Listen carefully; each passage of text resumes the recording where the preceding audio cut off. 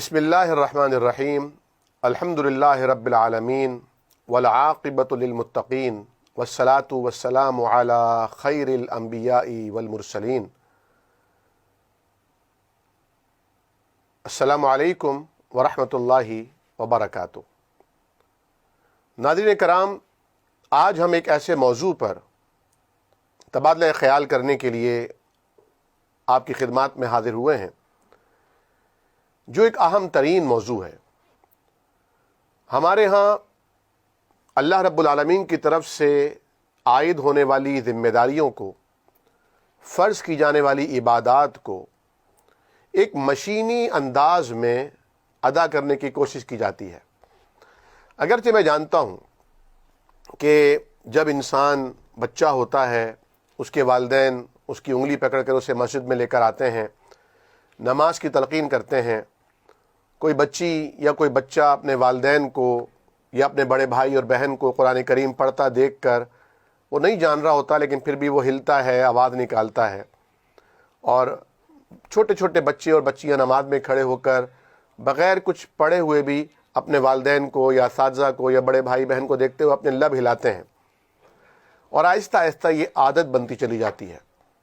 لیکن ایک وقت آتا ہے ناظرین کرام جب عادت کو عبادت بننا چاہیے، لیکن ہم محسوس کرتے ہیں، ہم دیکھتے ہیں کہ ہم جو کچھ کر رہے ہوتے ہیں وہ ایک عبادت نہیں بلکہ ایک عادت ہی ہوتی ہے۔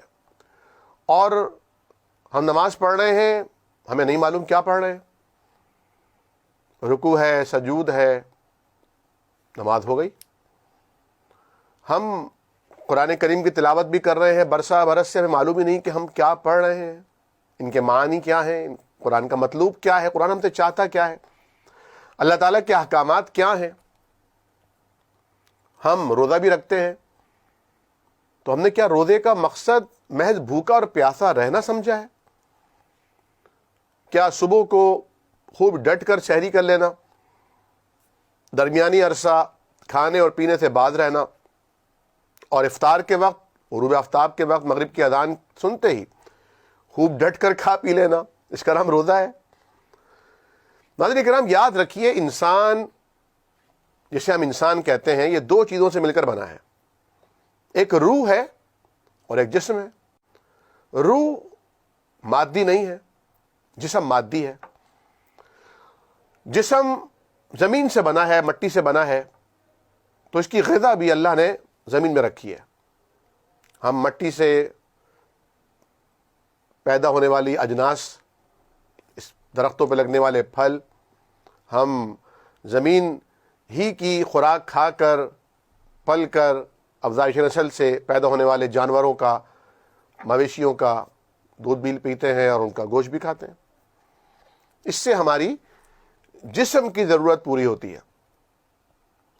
لیکن انسان تو صرف جسم کا مجموعے کا نام نہیں ہے، جسمانی اعضاء تو انسان نہیں ہے، بلکہ اندر ایک روح ہے۔ وہ روح زمین سے پیدا نہیں ہوئی ہے، وہ روح آسمانوں سے آئی ہے، تو لا محالہ اس کی غذا بھی آسمانوں سے آئے گی۔ ہم اس کی غذا کا خیال نہیں کرتے۔ اس کی غذا روحانی ہوگی، مادی نہیں ہوگی۔ روح پانی نہیں پیتی، روح گوشت نہیں کھاتی، روح سبزیاں اور فروٹس نہیں کھاتی، میوہ جات نہیں کھاتی۔ روح کو ہوا کی ضرورت بھی نہیں ہے، روح کو منرلز کی ضرورت بھی نہیں ہے، وائٹامنز کی ضرورت بھی نہیں ہے۔ روح اللہ کے ذکر سے اطمینان حاصل کرتی ہے۔ روح کی لطافتیں کیسے حاصل ہوں گی، روح کو بالیدگی کیسے ملے گی؟ روح مزمحل ہو چکی ہے، روح گھائل ہو چکی ہے۔ جس طرح حدیث شریف میں آتا ہے کہ جب انسان گناہ کرتا ہے تو اس کے دل پر ایک سیاہ نقطہ لگ جاتا ہے۔ اگر نادم اور شرمندہ ہو جائے، توبہ کر لے تو وہ مٹ جاتا ہے، اور اگر وہ گناہ پر گناہ کرتا چلا جائے تو سارا دل سیاہ ہو جاتا ہے۔ یہ دل کی سیاہی اصل میں روح کی کثافت ہے، روح بوجھل ہو جاتی ہے۔ ناظرین کرام، کیا آپ نے کبھی محسوس کیا ہے کہ جب آپ کا دل گھبراتا ہے اور آپ تفریح کرنے نکلتے ہیں تو تفریح کرنے کے بعد آپ اور تھک جاتے ہیں؟ یا کبھی آپ نے محسوس کیا ہے کہ جب آپ سوشل میڈیا موبائل لے کر بیٹھتے ہیں اور اس میں آپ اگر کچھ وقت گزار دیتے ہیں تو اس کے گزارنے کے بعد آپ کی طبیعت میں ایک اور بے چینی بڑھ جاتی ہے. ایسا کیوں ہوتا ہے؟ ایسا اس لیے ہوتا ہے کہ یہ ہمارے جسم کو نیڈ نہیں ہے، اصل میں ہماری روح بے چین ہے، روح کو قرار نہیں ہے، اور ہم روح کا قرار آنکھوں کے قرار سے تلاش کر رہے ہیں. ہم روح کی بے چینی دور کرنے کے لیے اپنے جسم کی بے چینی کا علاج کر رہے ہیں. یہ روح اصل میں ہماری بے چین ہے، اور روح کی بے چینیوں کا علاج بھی اللہ نے آسمان سے اتارا ہے. نماز ہے، روزہ ہے، زکوٰۃ ہے، حج ہے، قرآن کریم کی تلاوت ہے، انفاق فی سبیل اللہ ہے. یہ اللہ رب العالمین نے روح کی بالیدگی اور روح کی تطہیر کے لیے مقرر فرمائی ہے. تو آج ہمارا موضوع ہے کہ رمضان المبارک کے روزے کس طرح ہمارے نفس اور ہماری روح کی پاکیزگی اور اس کی تطہیر کا باعث بن سکتے ہیں. ناظرین، جب انسان روزہ رکھتا ہے، ویسے تو یہ خیال ہر وقت رہنا چاہیے کہ اللہ ہمیں دیکھ رہا ہے. الم یعلم بان اللہ یرا، کیا یہ نہیں جانتا کہ اللہ اسے دیکھ رہا ہے؟ کیونکہ کوئی دیکھے نہ، دیکھے یا نہ دیکھے، اللہ تو دیکھ رہا ہے. کہا جاتا ہے نا کہ کسی بزرگ نے اپنے سارے شاگردوں سے کہا، ان کو ہاتھ میں ایک چھری اور ایک مرغی دی اور کہا اسے ایسی جگہ لے جا کر ذبح کرنا جہاں کوئی نہ دیکھ رہا ہو. تھوڑی دیر کے بعد سارے طلباء، سارے شاگرد آ گئے اور مرغیاں سب کی ذبح شدہ تھیں، لیکن ایک شاگرد نہیں آیا تھا. بہت دیر گزر گئی، سب شاگرد اس کا مذاق اڑانے لگے کہ کتنا احمق ہے، اسے کوئی جگہ ہی نہیں ملی جہاں اسے کوئی نہ دیکھ رہا ہو. وہ جب شام ڈھلے آیا تو مرغی زندہ تھی، اس نے اسے ذبح نہیں کیا تھا. استاد تو جانتا تھا کہ شاگرد کے ذہن میں کیا بات چل رہی تھی. استاد نے سب کے سامنے پوچھا، بیٹا کیا تمہیں کوئی جگہ نہیں ملی جہاں تمہیں کوئی نہ دیکھ رہا ہو؟ انہوں نے کہا جی استاد محترم، مجھے کوئی جگہ نہیں ملی جہاں مجھے کوئی نہ دیکھ رہا ہو، کیونکہ میں جہاں بھی جاتا یہ احساس میرے ساتھ ہوتا کہ اللہ دیکھ رہا ہے. اور آپ نے فرمایا تھا ایسی جگہ جانا جہاں تمہیں کوئی نہ دیکھ رہا ہو. استاد نے اسے شاباش دی، اور سارے جو طالب علم ساتھی مذاق اڑا رہے تھے انہیں بھی حقیقت سمجھ میں آ گئی. لیکن یہ احساس پیدا ہوتا نہیں ہے. حالانکہ نبی کریم صلی اللہ علیہ وسلم کی وہ پیاری حدیث، جسے حدیث جبریل کہا جاتا ہے، حدیث احسان کہا جاتا ہے، جس میں وہ آ کر اللہ کے حبیب سے سوال کرتے ہیں، اور آپ بعد میں بتاتے ہیں کہ یہ جبریل تھے جو انسانی شکل میں آئے تھے تمہیں تمہارا دین سکھانے کے لیے. وہ سوال کرتے ہیں کہ یا رسول اللہ، احسان کسے کہتے ہیں؟ آپ نے فرمایا احسان یہ ہے ان تعبد اللہ کأنک تراہ، کہ جب تم اللہ کی عبادت کرو تو تم ایسے عبادت کرو گویا تم اللہ کو دیکھ رہے ہو. وَإِن لَمْ تَكُنْ تَرَاهُ فَإِنَّهُ يَرَاكَ. اگر یہ کیفیت نہیں بن سکتی، اتنا ایمان اکملیت کے درجے پر نہیں پہنچ سکتا کہ انسان کو یہ لگے کہ وہ اللہ کو دیکھ رہا ہے، تو کم از کم اتنا تو یقین پیدا ہونا چاہیے کہ وہ اللہ تمہیں دیکھ رہا ہے. جب ہم کسی کیمرے کے آگے بیٹھتے ہیں تو کانشیس ہوتے ہیں.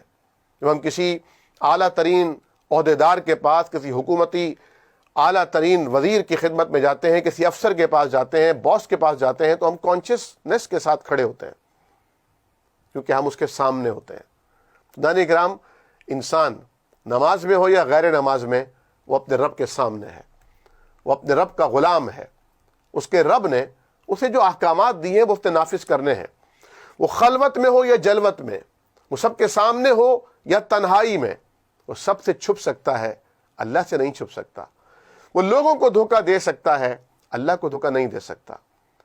لیکن رمضان المبارک کا روزہ ایک ایسی خاص اپنے اندر کیفیت لے کر آتا ہے کہ ایک بچہ بھی جب روزہ رکھتا ہے تو اس میں یہ احساس پیدا ہوتا ہے کہ اس کا روزہ ہے. بھول سے بھی وہ کوئی چیز کھاتے ہوئے ڈرتا ہے، احتیاط کرتا ہے. شدید پیاس لگے، کوئی نہ دیکھ رہا ہو، تب بھی جن بچوں کے روزے کشائی کرائی جاتی ہے، چھوٹی عمروں میں انہیں روزہ رکھوایا جاتا ہے تاکہ ان کے اندر ایک رغبت پیدا ہو، ایک دلچسپی پیدا ہو، ایک عادت پروان چڑھے. تو ان بچوں کو مذاق میں کہا بھی جاتا ہے بیٹا ایک داڑھ سے کھا لو، ایک طرف سے پی لو، اسٹرو سے پی لو. لیکن بچے نہیں پیتے کیونکہ وہ کہتے ہیں نہیں، ہمارا روزہ ہے، ہمارا روزہ خراب ہو جائے گا. ناظرین کرام، یہ روزہ صرف معدے کا روزہ نہیں ہوتا، یہ غذا کی نالی کا روزہ نہیں ہوتا، بلکہ یہ پورے وجود کا روزہ ہوتا ہے. صرف جسم کا نہیں، روح کا بھی روزہ ہوتا ہے. کہ آپ نے ان چیزوں کو دیکھنا بھی نہیں ہے جن چیزوں کے دیکھنے سے اللہ نے منع کیا ہے. آپ نے وہ باتیں سوچنی بھی نہیں ہے جن باتوں کو سوچنے سے رب نے منع کیا ہے. جیسے بدگمانی ہے, برے وسوسے اور برے خیالات ہیں. آپ نے وہ بات زبان سے ادا نہیں کرنی, ابیوز لینگویج, گالم گلوچ, جس سے اللہ نے منع فرمایا ہے. حدیث شریف میں آتا ہے کم من صائم لیس لہ من صیامہ الا الظمأ وکم من قائم لیس لہ من قیامہ الا السحر. کتنے ہی روزے دار ایسے ہوں گے قیامت کے دن جن کے نامہ اعمال میں کچھ بھی نہیں ہوگا, انہیں ان کے روزوں کا کوئی اجر و ثواب نہیں ملے گا. وجہ, سبب, علت, وجہ یہ ہوگی کہ انہوں نے روزے میں گالم گلوچ کی ہوگی, وہ روزے میں لوگوں سے لڑے ہوں گے, وہ روزے میں اللہ کے حدود کو پامال کرنے والے ہوں گے. انہوں نے آنکھوں سے وہ کچھ دیکھ لیا ہوگا روزے کی حالت میں جو ان کو دیکھنا منع تھا, چنانچہ انہیں سوائے بھوک اور پیاس کے کچھ نہیں ملا. اور کتنے ہی راتوں کو طویل طویل قیام کرنے والے ایسے ہوں گے جنہیں ان کی طویل رت جگوں سے سوائے شب بیداری کے کچھ حاصل نہیں ہوگا. رت جگے کے علاوہ ان کے نام اعمال میں کوئی ثواب نہیں لکھا جائے گا. ہر قسم کے اجر و ثواب سے وہ محروم کیے جائیں گے. کیونکہ آپ مشاہدہ فرمایا ہی ہوگا آپ نے بچپن میں کہ اگر کوئی ایسی بالٹی ہو جس بالٹی میں نیچے پیندے میں سوراخ ہو, لیکیج ہو, اوپر سے نل کھلا ہو, پانی سے وہ بالٹی کبھی نہیں بھر سکتی, کیونکہ جتنا پانی آتا ہے اس سے زیادہ وہ پیندے میں موجود سوراخ سے باہر نکل جاتا ہے. اسی لیے ایک طرف آپ نیکیاں کرتے ہیں تو دوسری طرف روزہ آپ کے لیے ڈھال بنتا ہے خواہشات اور گناہوں سے روکنے کا. جس طرح حدیث شریف میں آتا ہے, نبی کریم صلی اللہ علیہ وسلم نے ارشاد فرمایا کہ جو شخص من لم یدع قول الزور والعمل به فلیس للہ حاجہ ان یدع طعامہ وشرابہ. فرمایا کہ جو روزہ رکھنے کے باوجود بھی برے کام کرنا نہیں چھوڑتا, جس میں جھوٹ شامل ہے, جس میں ملاوٹ شامل ہے, جس میں رشوت شامل ہے, جس میں کرپشن شامل ہے, جس میں چوری شامل ہے, وہ یہ روزہ بھی رکھا ہوا ہے اور یہ سارے کام بھی کر رہا ہے, نہ آنکھیں کنٹرول میں ہے, نہ زبان کنٹرول میں ہے, نہ ہاتھ پاؤں کنٹرول میں ہے, تو اللہ تعالیٰ کو بھی کوئی ضرورت نہیں ہے اس کو بھوکا اور پیاسا رکھنے کی. اس کا روزہ کوئی روزہ نہیں ہے. اس لیے جب روزہ رکھتا ہے انسان تو اس کے اندر ایک احساس پیدا ہوتا ہے کہ میرا روزہ ہے, میں لڑ نہیں سکتا, میں غلط چیز دیکھ نہیں سکتا, میں غلط جملہ زبان پہ لا نہیں سکتا, میں کسی سے گالم گلوچ نہیں کر سکتا. وہ روزہ ایک ڈھال کی طرح, ایک قلعے کی طرح اسے محفوظ کرتا ہے. چنانچہ صبح کو روزہ رکھنے سے لے کر غروب آفتاب تک وہ اپنے معدے ہی میں کوئی چیز جانے سے احتیاط نہیں کرتا کہ اپنی حلق سے کوئی چیز نیچے نہ اترے, بلکہ اس بات کا بھی خیال رکھتا ہے کہ اس کا روزہ کہیں چھلنی نہ ہو جائے, اس کے روزے میں کہیں کوئی چھید نہ ہو جائے. ایسا نہ ہو کہ شام تک روزہ سارا کا سارا چھلنی بن چکا ہو. یہ روزہ اس طرح انسان کے اندر تقوی پیدا کرتا ہے, اس کے اندر روحانیت لے کر آتا ہے, وہ بری باتوں سے رکتا ہے. پھر رمضان المبارک میں روزے کی کیفیت میں اس کے اندر اسے حکم دیا جاتا ہے کہ انفاق کرو, اللہ کی راہ میں خیرات کرو. چنانچہ جب وہ مال خیرات کرتا ہے تو اس کے دل میں موجود مال کی محبت نکلتی ہے, اس کا روح پاک ہوتا ہے, اس کا نفس پاک ہوتا ہے, اس کی روح کو پاکیزگی ملنا شروع ہو جاتی ہے. کیونکہ مال کی محبت اگر دل میں ہو تو یقینی طور پر پھر انسان مال سے محبت کرے گا, نہ انسان سے محبت کرے گا, نہ انسانوں کے رب سے پیار کرے گا. کیونکہ اللہ ہی نے تو کہا ہے کہ اگر میرے پیارے بننا چاہتے ہو تو میرے بندوں سے پیار کرو. جو مخلوق پر مہربان نہیں ہوتا اللہ بھی اس پر مہربان نہیں ہوتا. چنانچہ مال کی محبت بھی نکلتی ہے. پھر انسان دن بھر روزہ رکھنے کے بعد رات کو دل چاہتا ہے کہ سو جائے, آرام کر لے, لیکن اسے حکم ہوتا ہے اگر روزہ رکھ کر سونا ہی تھا تو پھر روزہ ادا تو ہوا, لیکن وہ مقصود کیسے حاصل ہوگا. چنانچہ اب سوئے بغیر ہماری خاطر فجر کی نماز سے قبل قیام کرو, جسے قیام اللیل کہتے ہیں, جسے تہجد کہتے ہیں. رمضان المبارک میں یہ تراویح کی شکل میں بھی حاصل ہو جاتی ہے. تراویح پڑھی جا رہی ہے, اس میں قرآن سنا جا رہا ہے, اور قرآن روح کی غذا ہے. اللہ تعالیٰ فرماتے ہیں الا بذکر اللہ تطمئن القلوب، یہ اللہ کا ذکر ہے جس ذکر سے دلوں کو اطمینان ملتا ہے۔ اور قرآن فرماتا ہے کہ مومن کون ہے؟ جب ان کے سامنے اللہ کا ذکر کیا جاتا ہے تو ان کے دل ڈر جاتے ہیں۔ وَإِذَا تُلِيَتْ عَلَيْهِمْ آيَاتُهُ زَادَتْهُمْ ایمانا، اور جب ان کے سامنے اللہ کی آیات کی تلاوت کی جاتی ہے، اللہ کا قرآن پڑھا جاتا ہے تو ان کا ایمان بڑھ جاتا ہے۔ چنانچہ رمضان المبارک کی خاص عبادات اس خاص مقاصد انسان کے اندر پیدا کرتے ہیں، خاص نتائج لے کر آتے ہیں۔ اور پھر اگر انسان رمضان کے ایام اور شب ہائے مبارکہ کو ایک خاص مقصود کے حصول کے لیے گزارتا ہے کہ اس کے نفس کا تزکیہ حاصل ہو جائے، اس کی روح کو لطافت اور تطہیر نصیب ہو جائے، تو یقینی طور پر سال کے باقی 11 مہینے اللہ تعالیٰ کی رحمت سے، گناہوں سے بچتے ہوئے، تقوی کے دامن کو تھامے ہوئے، اللہ کی رضا جوئی اور نبی کریم جناب محمد الرسول اللہ صلی اللہ علیہ وسلم کے بتائے ہوئے راستے پر گزرتے ہوئے اللہ کے حکم سے بسر ہو جاتے ہیں۔ اللہ سے دعا فرمائیے کہ اللہ کریم ہماری روحوں کو لطافت عطا فرمائے، ان کی کثافت کو دور فرمائے۔ اللہ کریم ہمیں وہ پاکیزگی عطا فرمائے جو اللہ رب العالمین کی پسند کا ایک حصول کا ذریعہ بنتی ہے۔ سبحانک اللہم و بحمدک، نشہد ان لا الہ الا انت، نستغفرک و نتوب الیک۔ والسلام علیکم ورحمۃ اللہ وبرکاتہ۔